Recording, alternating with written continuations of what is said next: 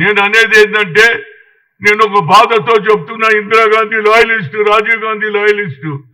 న్యాయం జరగాలి. ఇందిరాగాంధీ ఏ ఆలోచనతో పేద ప్రజలకు భూములు ఇచ్చిందో వాళ్ళకి ఇస్తారా లేదా అనేదే పాయింట్. 10 రోజులలో ఫస్ట్ సెటిల్ చేయండి. ఇంతకంటే అన్యాయం ఇంకోటి ఏది? ఎవరు ఇవ్వాలి పర్మిషన్ చెప్పు. ఆ కాగితం ఏది?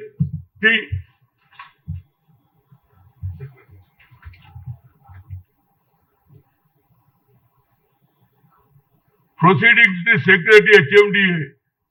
ప్రెసిడెంట్ ఎవరు ఇవ్వాలి? ఇది కమిషనర్ ఇవ్వాలి కదా. పర్మిషన్ ఎవరు ఇచ్చిండు? సెక్రటరీ ఇచ్చిండు. ఇంతకంటే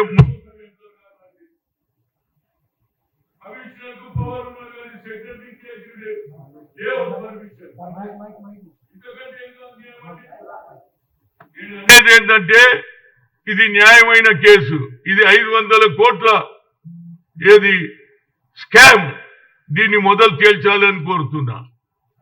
ఎట్టి పరిస్థితులలో పేదవాళ్ళకు దక్కాలే భూమి, లేకుంటే వాళ్ళు అడక తింటారు, లేకుంటే దొంగతనాలు చేస్తారు, లేకుంటే నక్సలైట్లు అవుతారు. వాళ్ళు తిండి లేకపోతే ఏం చేస్తారు? కడుపు కాలినోడు. కనుక నా ఉద్దేశంలో ఇది న్యాయమైన కేసు. ఇది దీన్ని మీ శ్రీనివాసరెడ్డి గారు ఇమీడియట్ గా హెచ్ఎండిఏకు నేను పోయి అడిగిన ఎవరిని, నవీన్ మిట్టల్ను. ఓ కాగజ్ కావా, ఏ కాగజ్ కావా, ఇంత పెద్ద డిస్టే ఇట్లకి లెక్క తీసి మాకే క్వశ్చన్లు వేస్తుండ ఆయన. ఏం క్వశ్చన్లు వేస్తున్నారో ఇవి? నేను కోదండ రెడ్డి కూర్చుంటే క్వశ్చన్ వేస్తే నేను అంటే Naveen Mittal, first of all you tell 1981 Indira Gandhi दिया जमीन नहीं है। हाँ फिर क्वेश्चन कई को पूछ रहा हमको, कौन लिया उसको पूछो అంటే ఏం చేసిండు? ఇప్పుడు ఆయనకి ఇచ్చేసిండు, హెచ్ఎండిఏకు పంపించిండు. అందులో ఏం రాయలే. హెచ్ఎండిఏకి ఇస్తే నేను దానకిషోర్ని అడిగితే నాకు వచ్చింది సార్, నేను ఇప్పుడు చూస్తున్నా సార్. ఎప్పుడు రా సచ్చినాక చూస్తావురా బాబు? బతుకున్నప్పుడు చూడు. ఇప్పటిదాకా దీని కేసునే తెలియజేస్తలేదు. ఇంత పెద్ద స్కామ్ ఇది, 500 కోట్ల స్కామ్ ఇది. దీన్ని ఇమీడియట్ గా శ్రీనివాసరెడ్డి గారు తేల్చాలి. పేద ప్రజలకు ఇచ్చినాడే నిజమైన ఇందిరా కాంగ్రెస్. రాజీవ్ గాంధీ చెప్పిన ఫస్ట్ మాట, దాన్ని మీరు నమ్మకాన్ని ఒమ్ము చేయకుండా వీళ్ళ భూమి ఇమీడియట్ గా ఇవ్వాలి, పని ఆపాలి. పని ఆపకుండా వాడు అన్ని కట్టేసి అమ్మేసుకుంటాడు. కట్టిన ఇండ్లు మీరు కూలగొడతారా? వాడు అన్ని కట్టుకున్నాం. ఎవరి భూమి వారిదే. ప్రతి స్పీచ్ లో ఆహా ఎవరు మేము రాగానే ఎవరి భూమి వారికే. ఎవరికి ఉన్నది రాబాయి? భూములు పోయిన వాళ్ళు పరిశాన్ ఉన్నారు. మన స్లోగాన్ బాగుంది కానీ ఇంప్లిమెంటేషన్ లేదు. ఇంప్లిమెంటేషన్ జరగాలి. ఈ కేసులో న్యాయమైన కేసు. ఇందిరమ్మ ఇచ్చిన భూములు ఎవరికో కాదు, బాజాబ్తా ఇందిరమ్మ ఇచ్చింది. వాళ్ళు ఉంటున్నారు. 2003 దానికా వాళ్ళ పేర్లు ఉన్నాయి. 2003 తర్వాత రాగి కృష్ణారెడ్డి ఎంటర్ అవుతాడు. తర్వాత కోడన్ల పేర్ల మీద రాస్తాడు. కోడన్ల పేర్లు కూడా చెప్పిన, కొడుకుల పేరు రాయలే. తెలుసు ఆడోళ్ళకి ఇస్తే ఎవడు అడగడని. వా ఏం తెలివిరావు అవి రాగి. ఆఖరు అన్నను కూడా మోసం చేసినా కదా భయ్. దేవేందర్ రెడ్డి చనిపోయింది ఎప్పుడో, కానీ ఆయన సంతకం కూడా పెట్టిండు అంటున్నా. ఇంతకంటే నియం చేస్తారు. నేను మీడియా మిత్రులకు కోరుతున్నా, ఇది ప్రజల సమస్య. మీరే గట్టిగా రాస్తే వాళ్ళకి ఏదైనా న్యాయం జరుగుతుంది, లేకపోతే న్యాయం జరగదు. నేను మీడియా మిత్రులు మానవతా దృక్పథంతో చెప్తున్నా, ఇది న్యాయమైన కేసు. ఇంత పెద్ద బుక్ ముఖ్యమంత్రికి ఇచ్చినా, అదేవిధంగా శ్రీనివాసరెడ్డికి ఇచ్చినా, ఇక ఇంతకంటే ఏం చేయాలి చెప్పండి? ఒక పార్టీలో పడుగు బలైన వర్గాల గురించి ఆలోచన చేసే ఇందిరాకు ఆలోచనను, రాజీవ్ గాంధీ ఆలోచనను ఇంప్లిమెంట్ చేసే సరి అయిన కేసు ఇది. ఇది న్యాయం జరగాలి. మీరు కూడా దయచేసి దీన్ని బాగా రాయాలండి. పేద ప్రజల గురించి పత్రిక ఎందుకున్నది? పేదవాడి గురించి, కేవలం ధనవంతుల గురించి కాదు.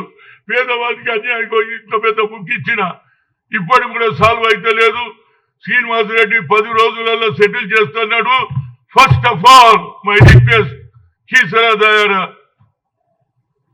ఇష్యూను మొదలు తేల్చండి, పని ఆపండి.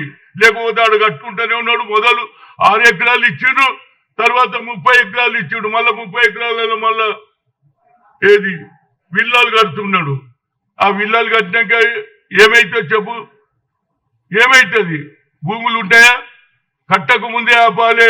ఆ 30 ఎకరాలు 6 ఎకరాలు అన్నీ లేఅవుట్ అయిపోయింది, కడతనే ఉన్నారు బిల్డింగ్లు.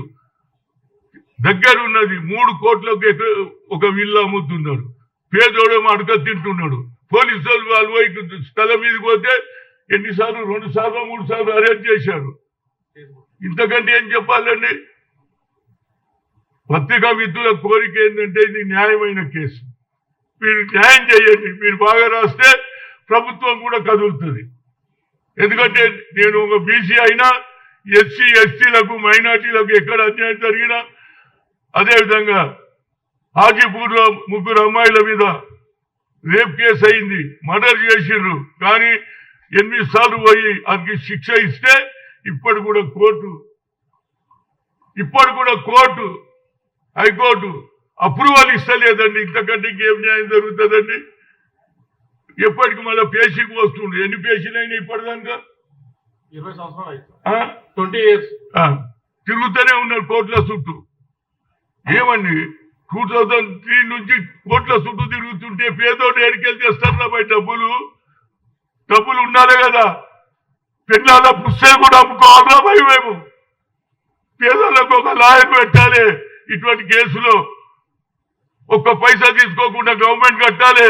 అప్పుడే పేద ప్రజలు ముందుకు వస్తారు. లేకపోతే పోతే ఓ అని ఊకుంటారు. వాళ్ళు అడక తింటుంటారు. కోటీశ్వరుడు అవుతున్నాడు. కనుక దయచేసి ఇది న్యాయమైన కేసు. ఇది క్లియర్ ప్రూఫ్ ఉన్నది నా దగ్గర. ఈ బుక్కే ఇచ్చిన, ముఖ్యమంత్రికి ఇచ్చిన, శ్రీనివాసరెడ్డికి ఇచ్చిన, అదేవిధంగా హెచ్ఎండి ఆఫీస్కు నేను కోదండ రెడ్డి పోతే కూడా వాళ్ళు కాగితాలు ఇస్తలేరు. ఎవరు చేస్తున్నాడు ఈ మోసం? కేసీఆర్ తనకు తానే గొప్ప అనుకున్నాడు. ఇదానమై నువ్వు చేసిన సర్కార్ 10 ఏళ్లలో ఇందిరాగాంధీ ఇచ్చిన భూములు కూడా అమ్మేసుకుంటుంటే నీ రెవెన్యూ డిపార్ట్మెంట్ ఏం చేస్తుంది?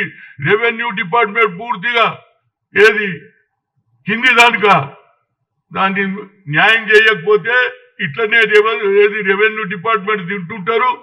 సర్వే నంబర్లు చేంజ్ చేస్తారు. వేరే దగ్గర దాంట్లో కాలంలో రాసేస్తారు. ఏం కాలం అంటారు దాన్ని? దాంట్లో పెట్టేస్తారు. అయిపోయి సర్వే నెంబర్ చేంజ్ అయ్యి ఇక్కడ తిరుగుతుండాలి కోర్టుల చుట్టి. ఇక జడ్జిల దగ్గర పోతే నేను అనొద్దు, వాళ్ళు ఎప్పుడైనా మార్పు రేపు ఎల్లుండి అవతల ఎల్లుండి పుస్తకాలు పంపుకోవాలి. దయచేసి ఈ కేసు న్యాయమైన కేసు. ఇగో ఈయన కూడా మాదిగా లీడరే రమేష్, ఈయన కూడా వాళ్ళ మన్మడు న్యాయంగా తిరుగుతుండే. ఎన్నిసార్లు అయినా 20 కోర్టుకు? 20 ఏళ్ల నుంచి తిరుగుతుండే. ఎడికెళ్ళి తిరుగుతారు రాబాయ్? చెప్పు. ఇది ప్రభుత్వమేనా? ఇవాళ మన ప్రభుత్వం మీద నమ్మిక ఉన్నది. ఎందుకంటే రేవంత్ రెడ్డి ఏదో న్యాయం చేస్తాడని 6 డిక్లరేషన్ నమ్మి ఓట్లేసిండ్రు. కనుక ఇది ఇందిరాగాంధీ భూమి, రాహుల్ గాంధీ చెప్పాడు కాబట్టి ఇది న్యాయం జరగాల్సిందే. న్యాయం జరగకపోతే నేను అక్కడనే కూర్చుంటా. ఒక వారం 10 రోజుల లోపల నిర్ణయం చేయకపోతే అదే ఊర్లో కీసర దాయలనే ఆమరణ నిరాదీక్ష చేస్తా. ఇంతకంటే చెప్పేది ఏం లేదు. Thank you. అసలైన తొలి వెలుగు. ఫాలో వాట్సాప్ @తొలి వెలుగు official.